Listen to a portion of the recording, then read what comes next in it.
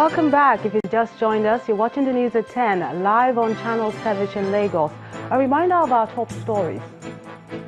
Federal government pledges more support for the nation's military on the occasion of the Army Day celebration in Lagos as Army Chief vows complete routing of insurgents in the country. As the search for an end to the farmer-herder crisis continues, Senior Advocate of Nigeria, Robert Clark, insists ranching is the way to go. 31 inmates of Enugu prison breathe air of freedom following the intervention of the Presidential Committee on Prison Reform and Decongestion. And a 7.1 magnitude earthquake rocks parts of Southern California, United States, and that's the biggest tremor to strike the area in 20 years.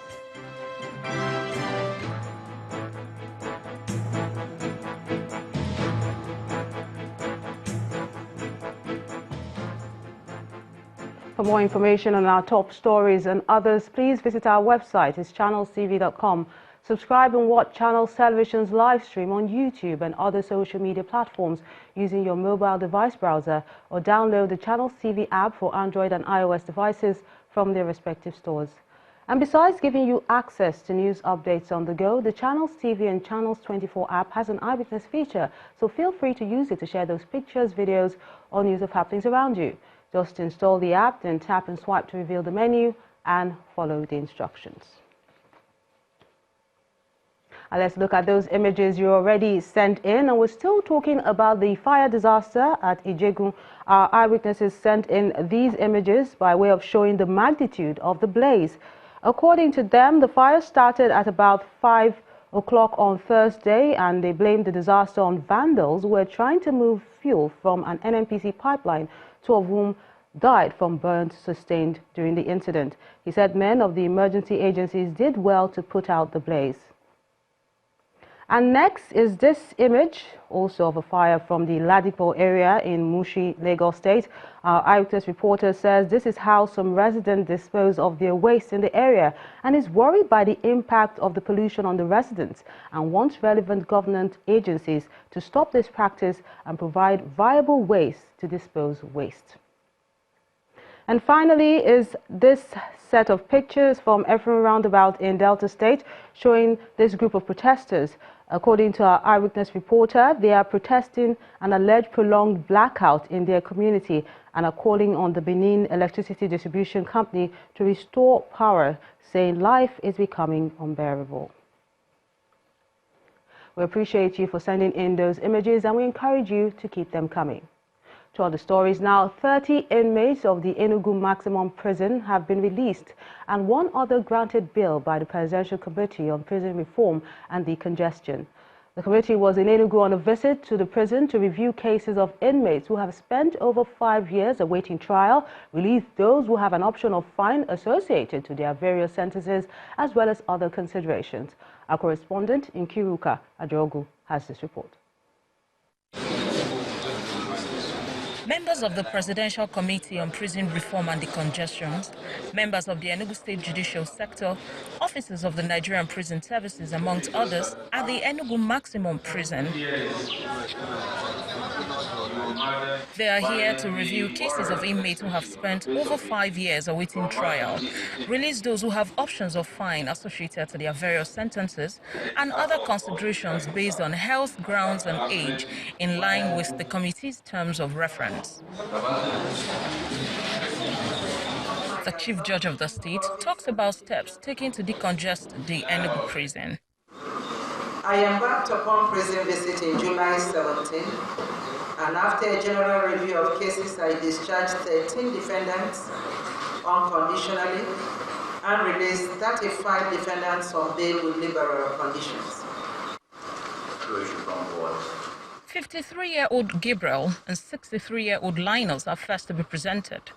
Both men are on a death row, convicted for murder and armed robbery respectively by the military government. They have so far served 30 years each. Their cases were considered and both were discharged. I came here in 1989. Since that time, I'm still in prison now, or to this time. So for today, I get my freedom. I'm very happy. As I'm going to live a good life to my family, to the country, and my state. 26-year-old Celestine is amongst 28 others to go home.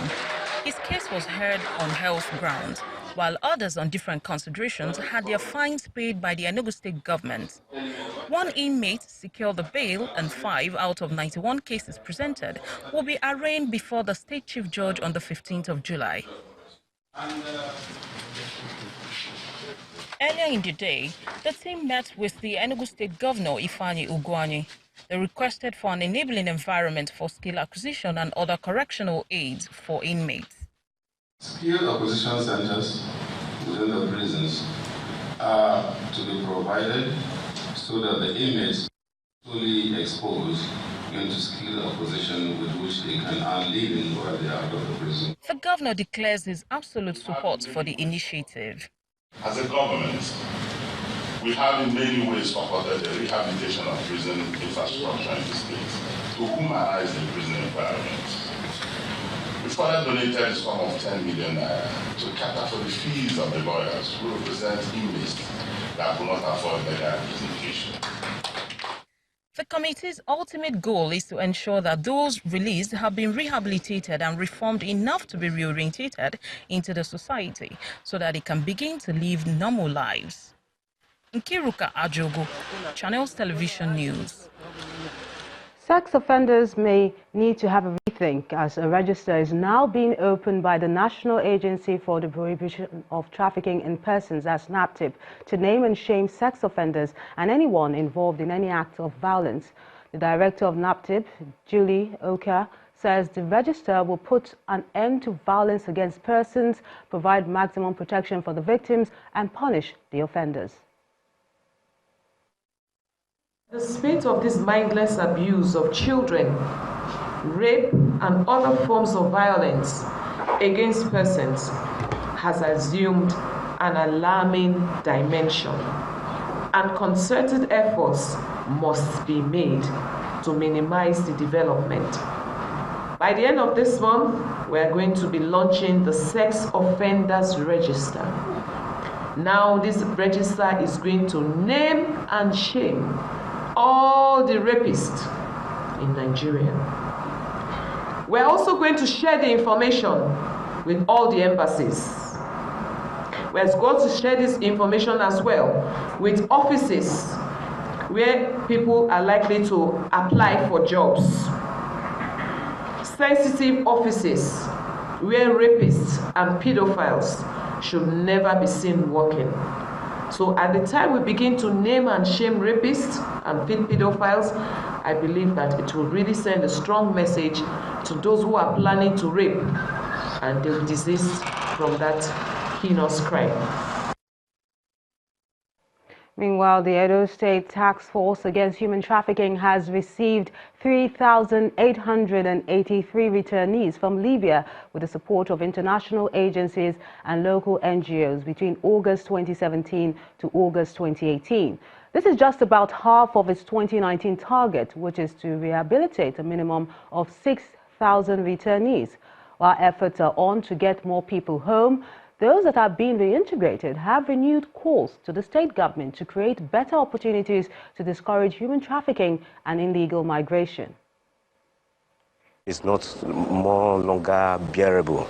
Chidi Nnajenwa and his friends are among the first batch of Libyan returnees to Edo. To acquire this money from, you see? With support from state government, local and international NGOs, this group of youth were trained in fish farming.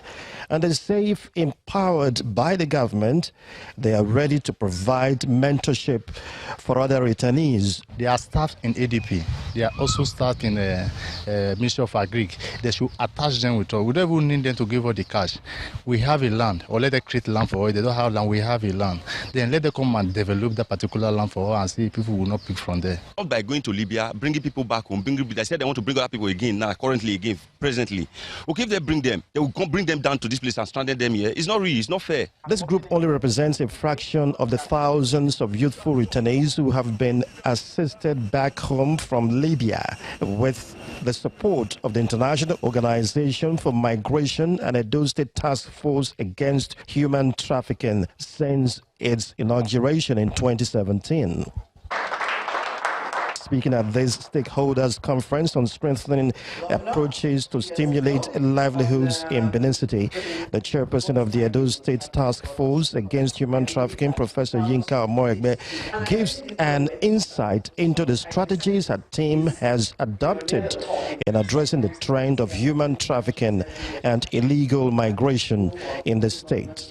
I think that before the end of this year, the shelter will be in place, and so we will start the third year with a shelter in full force where we can offer enhanced facilities. Oh, we help, we rehabilitate them, etc., but Edo Jobs helps us to settle them as well. So we do, they need a lot of care. So we do all that caring, etc., and of course we investigate and prosecute their traffickers. Edo Jobs helps some of them get jobs. Driving the Edo State government's employment policy is Mrs. Ukinebo Dare. She says her agency, the Edo Jobs, was born out of the necessity to tackle the scourge of unemployment, which is partly the reason most youth in desperation migrate illegally.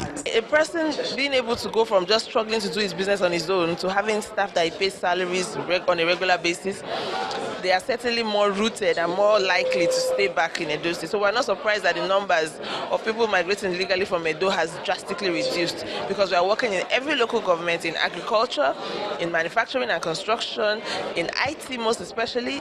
For the Edo State Task Force Against Human Trafficking, facilitating the return, rehabilitation and reintegration of illegal migrants is a daunting task that will require continued support from all willing hands. However, strengthening and stimulating livelihoods in the country remains a viable solution.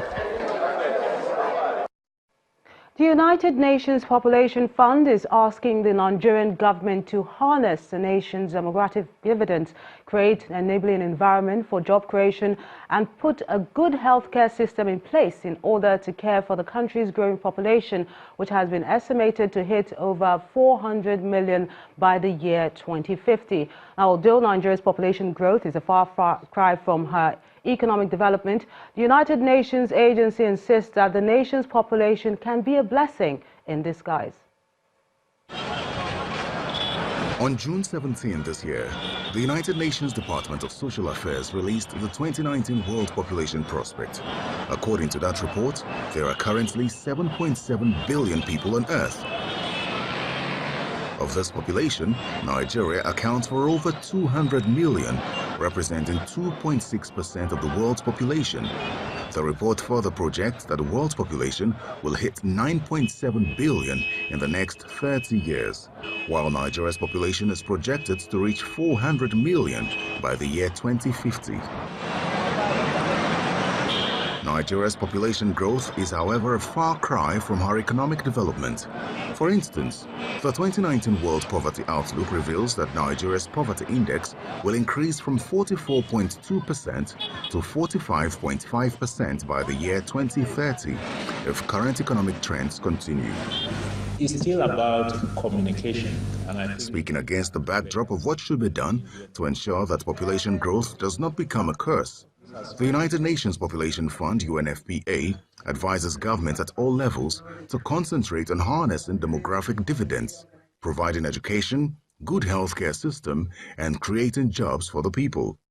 If a woman doesn't know whether the child is going to survive, she's going to give birth to as many as possible, because she doesn't know. Some will die, some will live.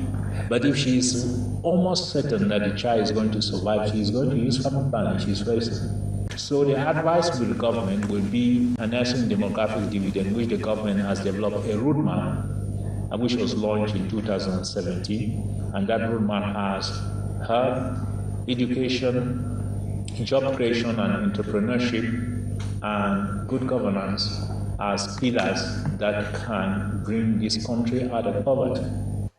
The United Nations also recommends the use of birth control as the best approach to managing a country's population. People should not be afraid and think that Nigerian population cannot be on control by just providing family planning. If it has worked in Asia, why will it even work here? There is 6 Asian tigers. They simply make family planning services available everywhere, free for everybody.